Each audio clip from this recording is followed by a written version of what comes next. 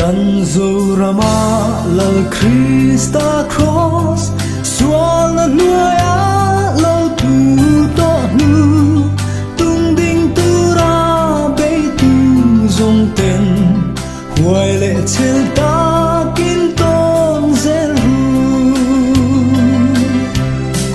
Kan zoram thi sen ao thom chuan Min mong ai tu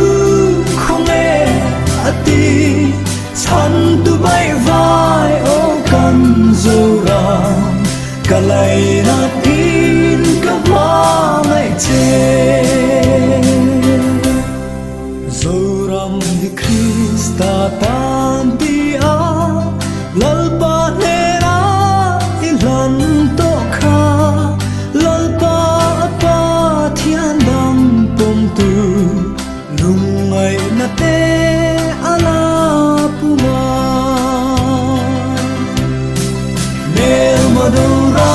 lian lo pumi chu le zua lai na khen na ne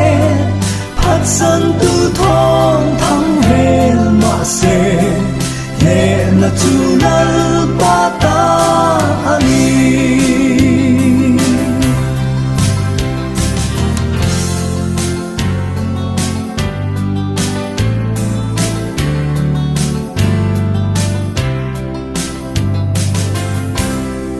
Ngai te kuma veng zel tur le ram buat saya fuai lu